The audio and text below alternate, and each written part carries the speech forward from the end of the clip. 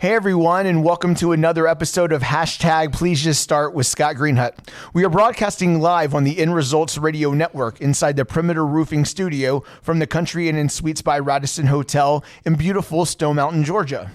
Today, I'm going to talk about the month of November and what it means for me personally. But first, I'd be remiss if I didn't give a little background on myself for all my new listeners. So welcome. About Scott. Before the pandemic, I started my journey as an inspirational speaker. Very long story short, I became the last person living in my immediate family by age 33. My mom passed away from cancer when I was 12 years old. My dad passed away in August 2017 after being on dialysis for 7 years, and my sister passed away from her 8-year battle with ocular melanoma on February 1st, 2019. Between my dad and sister passing away, I was fortunate I was able to lose 110 pounds on my own, eating healthier and exercising. I've worked up to 10 miles on my elliptical on a daily basis, and I'm very, very proud of that because it has been a journey on there that you just start slow and you build up just like you do anything in life that you want to do. So in November, we have my bar mitzvah was Saturday, November 8th, 1997. My birthday is also in November. And November 21st, and it's also Thanksgiving. So I'd like to bring in my good buddy Ryan, and we can just kind of chat a little bit about all those. And all right, thanks, my boy. Thank you, my boy. I appreciate you having me. Absolutely, absolutely. I mean, yeah, no, it's this year's flown. You know, I was thinking, really Scott, but you know, we heard all last year about everybody with the pandemic of let's just get to 2021, and all of a sudden I'm like, wait a minute, it's almost 2022. It is, so that goes to what you always talk about, enjoy the moment. Because I was just thinking about your show of like, geez, we got like 6, 7, 8 weeks of this year, which we were all trying to get to, right? It almost feels like in one instance, if 6, 7 months left, but then it's only that many weeks left. It's crazy. No, it hit me the other day, so I thought that was a thing I was thinking about for your show. Interesting. Very, very interesting. So I kind of go in order numerically because you know me and my numbers and my dates. I do have written down here, as you can see on your sheet of paper as well, with being the last person in my family, as I've said this before, and I know I'll say it now and I'll say it again in the future, that all I do have left are dates, which are numbers, and memories and photos. That's all I have left of my immediate family. And I talk about immediate family. I'm fortunate to still have some family left, but when you talk about your parents and siblings, I do not. So, and again, not a woe is me moment, but just being truthful. Every day I wake up, you can hear me say it every day or like think about it for a second or whatever. But when I'm alone, whatever, I live with that every sure. single day. So that's why I do talk about it. Because also, if I'm going through something, I do know I'm not the only one going through it. So if I can share it, then hopefully someone can, learn from it, see it, and then, hopefully if they still have that, then they can appreciate what they do have while they still have it. And that's why I am here to share my story. So I'm very fortunate that November 8th, 1997, I was able to have my bar mitzvah because that was 2 weeks before turning 12, but you're supposed to have your bar mitzvah as a male. You're supposed to have that when you're 13 years old. So I'm very fortunate that I was able to have my bar mitzvah when I was 11, almost 12 years old, a year early, because if I had had my bar mitzvah when I was supposed to have it, my mom had already passed away. So it's something I take away that I'm very grateful for, that I was able to have that and share that with my mom, dad, and sister, though they are no longer here now. So having that date, which I talk about dates a lot, as we've already alluded to, I'm very grateful for that I have those memories and photos. I did photos the other day on my social media, and I'm just grateful, like I said, again, that I'm able to have that. So that goes kind of along the same lines of my birthday.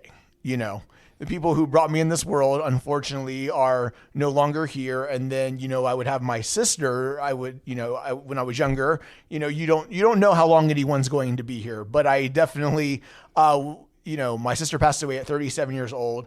I'm about to turn 36, and so it's a little hard, mentally to know that I'm about to turn 36. Even though I was 33 when I became the last person in my family. So the older I get, getting to these ages of my family, getting, unfortunately, like my sister got cancer when she was 29, but she was 37 when she passed away. My mom was diagnosed with breast cancer when she was 36, and she died at 44. So it's like all these dates or ages, numbers, I'm becoming or close to becoming. So, but it's always when you see people when you're younger with they're a certain age, or like my wife and I are coming up on 25 years of marriage, and I remember when my parents were at that, and I'm like, wait a second. So if they've been this, how did it all go? So that's probably what you're dealing with. Exactly. You're getting near that age. I'm just, time doesn't stop. Does not stop. It does not stop. So, having my birthday now, no matter how old you get, you're just grateful to have your birthday because it means you're, I'm gonna say it like this, above the ground.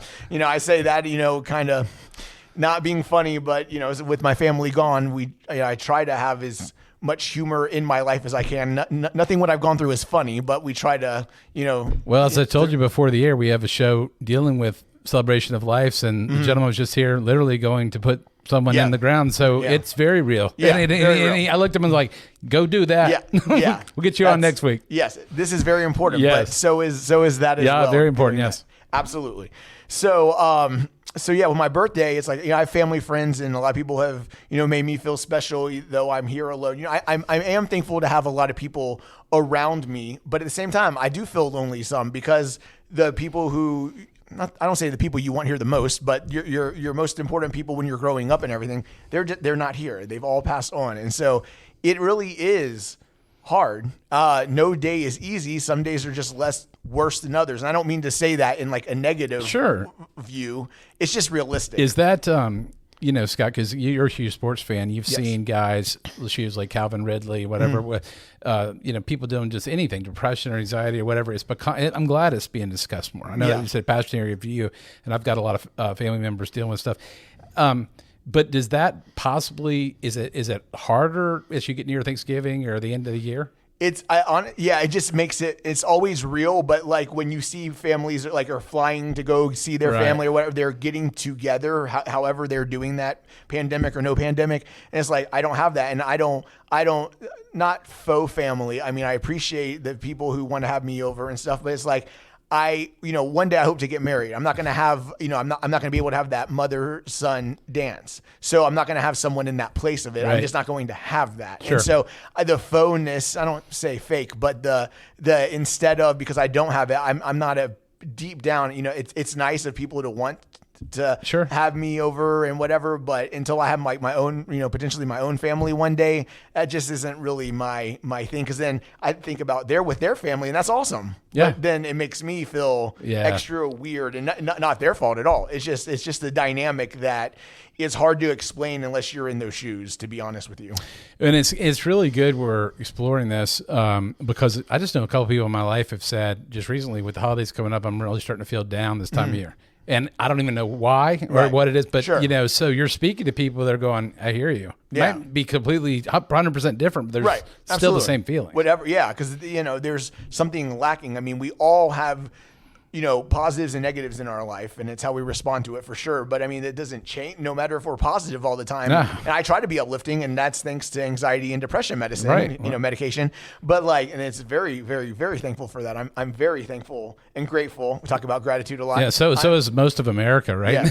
Yeah. With that, these after coming out of a pandemic. Absolutely. So, with my birthday and all, it really is, it is hard. But take it one day at a time, sometimes 1 hour at a time, just 24 hours in a day. And that's, I would, at some point I want to talk more in depth about, my working out and how it's really helped me, but just knowing that I have that one constant that I can count on every day. Yeah. Because I can't count on much else in my life daily. I go to my restaurants and see my same people there and stuff, and and that's awesome. But something on my own that I count on myself that I can do every day is working out. It's something that I look forward to for me mentally, physically, and emotionally to work out and do my 10 miles every day. But it's also just it's never working out has never let me down. There's some days I may not want to work out, but I will never regret when I'm done working out. Yeah. Well, it's that consistent anchor that you say, I'm going to do this come heck or high water every day. Right. And it's not, and when I say this, I don't mean it like this, but when I'm on my elliptical, it's not like I sit there and talk to my family out loud. Now, if I did, I'd be honest and I would tell y'all, okay, I talk to my family, they can't talk back, because if they did, that'd be really weird. That'd be very weird. But since I look at it like when I hit 850 days in a row a couple weeks ago, I posted, and I thank you for your comment, my boy. Man. Yeah, my boy. I said, it's how you would hopefully you be able to talk to at least someone in your immediate family. And I understand there's others like myself who don't have any in their immediate family. I'm not saying I'm the only one who does not, but how you would, if you're able to talk to someone in your immediate family on a daily basis, I would hope you would. Everyone in a generalized thing. That's how I look at. That's how I want to do my working out every day, because that's the one thing at the end of the day that I can control. I see you're a numbers guy, so I'm sitting here thinking, 800. So you're getting near, is that over 3 years? July 1st of 2019 was when I started back after having to take 22 days off in a row from Crohn's disease. So July was 2 years, 2+ years. Yes. Golly, that's unbelievable. I mean, that's just. I mean, I'm sitting there like, and then Results Radio Network, we got some nutrition and we got some fitness. We've got, I'm hearing all these stories and I'm like, and I'm getting frustrated because I can't do my walk right now because of my hip, but that's fantastic. And that anchor, I think for other people, their anchor may not be an elliptical, but it needs to be something they can grab hold of. Absolutely. It's something that you can control. Again, we all can't control a lot that happens to us, but we can control certain little things. And to me, building up to 10 miles, I didn't set out, one day I'm going to do 10 miles and do that every single day. You don't know until you try. You don't know until you start. Yeah. That's where it came from. People were like, how'd you start losing 50, 60, 70 pounds? I was like, I just started for forever. I mean, my catalyst was seeing my dad laying there dead on his deathbed. I mean, I hate to sound so vulgar, but that's just the God's honest truth. I saw my dad laying on his deathbed. He knew I wasn't going to start till he passed away. And I saw it. And 4 months in a day, 4 months in a day after my dad died, I started my journey and I've never looked back. I took 1 day off after hitting, a year and 5 days, because my goal was 365, so I did 370. So I went 370 and 1. Then I did until I got Crohn's, until I realized I had Crohn's and had to listen to my body for 22 straight days. I took off, so I've missed 23 days since starting Monday, December 11th of 17. I've missed 23, and it was 1 day and 22 in a row. And you planned this, right? Yeah, I mean, you knew you weren't going to be doing them those days. Yeah, I knew I wasn't going to do this 22 because I was trying to, and I started, of course, day one, doing it back again was not 10 miles. It was 2 in the morning and 2 in the afternoon. It's not all 10 miles normally in a row. Sometimes it is in the afternoon. Oh, so you break it? Yeah, I break it down. I do 4 miles in the morning. Normally on a regular day, I do 4 miles in the morning and then 6 in the afternoon, 4 again, and then 2 usually in the afternoon, back to back with the 6. Dang. But yeah, I mean, sometimes in the afternoon, if I have something in the morning or whatever, try to go get a speaking engagement or something in the morning or afternoon, like today, we're filming, or not, we're filming and on my phone, recording in the afternoon. I've already done, by the time I walk in here normally, thank goodness, I've already completed my 10 today. Yes. So you're good for the day. I'm good for the day. So it's trying to go 1-0 in whatever you do. Again, for me, I'll talk about it because I'm a wide open book. I work out every day. I go 1-0. That's what I can control. It's not about working out. It's not about elliptical. It's not about weight loss. What do you as the individual think about every day? Because we can't control a lot that happens to us, but it's how we respond to those things and do control what we can control.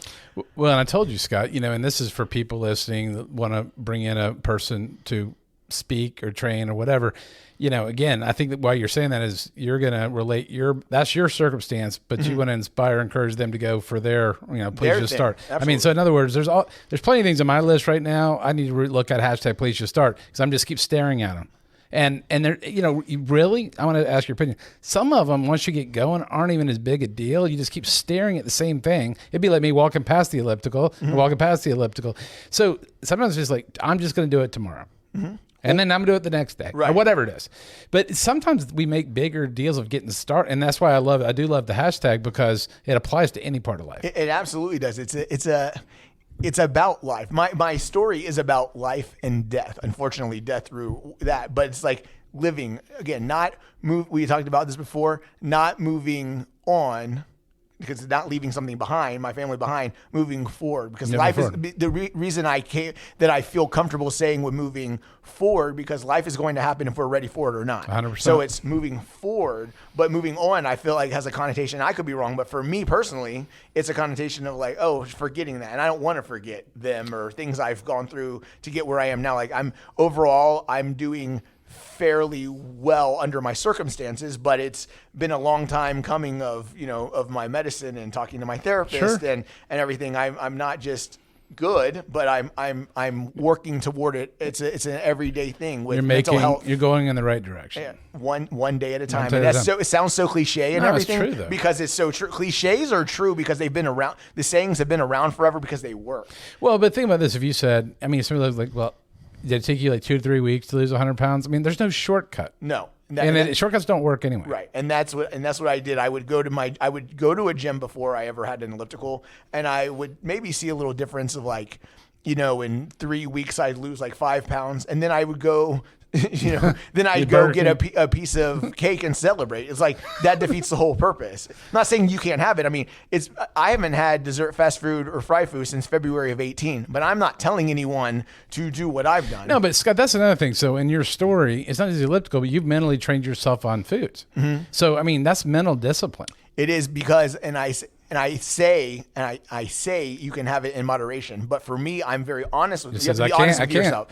I ate it. I know I could have a piece of cake right now and not go, I hate to say it, but go berserk. But I only ate that stuff for mental, like sure. for emotional, mentally, emotionally eating it. I didn't eat it because I really enjoyed it. Sure, did it taste okay? Sure. But after I ate it, I was always upset at myself. Like when I came home to the empty house, like I talk about, and my dad was in the hospital before he passed away.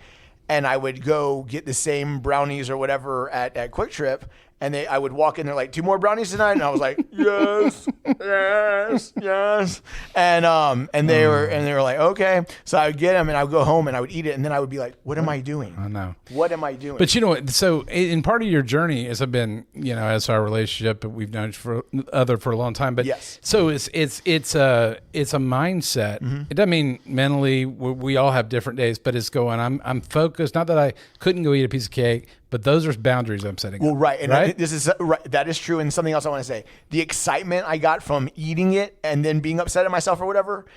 I now get excited about telling you I haven't had it. Yeah, that's the difference. And it's like, and I'm a streak guy. I said streak. I'm a streak guy of like we talk about numbers. If I can tell you I've done my elliptical 850 plus days in a row, then I'm obviously know that when the last day I had some dessert or whatever, whatever's important to you is important to you. It may not be to the next person, but that doesn't matter. It's but when you talk about like Alcoholics Anonymous and stuff, people say, I need to stay away from that, and they're always like, I probably could have one, mm-hmm. but I shouldn't ever be. And they set boundaries mm-hmm. and say, it's not that I. So I guess what you're saying is the mental boundaries you've set are what you're working towards, that you can help other people with, right. As you go forward and whatever they're doing. Right. And it depends how important that is to you. If you want to do not how I did mine, but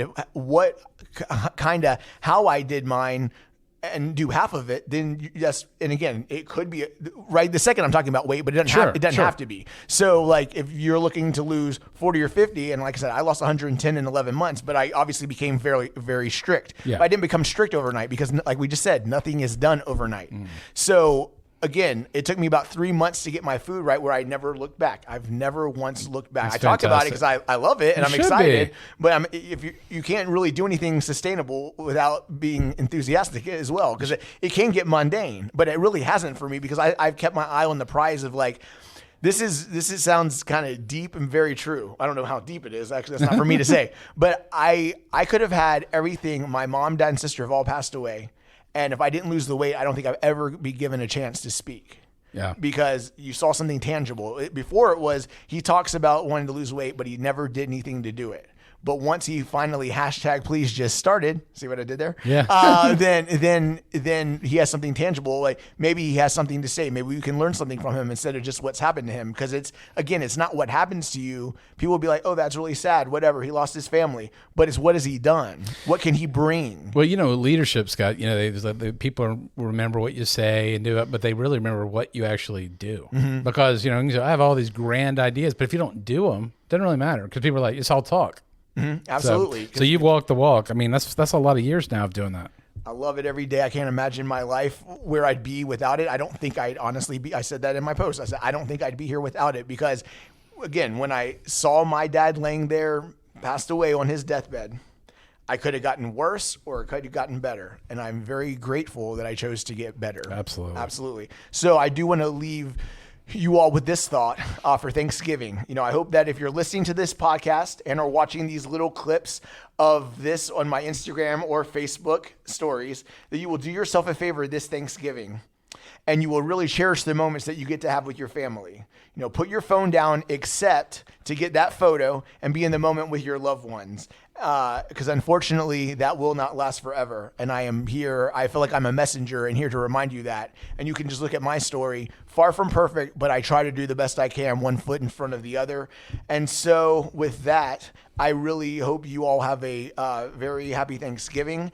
And I want to say thanks for tuning in to another episode of Hashtag Please Just Start on the End Results Radio Network inside of Perimeter Roofing Studios from the Country Inn and Suites in beautiful Radisson in beautiful Stone Mountain, Georgia. Please stay tuned for upcoming shows or listen to past shows by visiting www.endresults.com with a Z and simply click on the current shows button to hear this and many other shows on the network 24/7 or anywhere you get your podcasts. Until next time, this is Scott Greenhut signing off. This has been another Hashtag Please Just Start. My hope is you'll live your life with no regrets and go after that thing you constantly think about and Hashtag Please Just Start.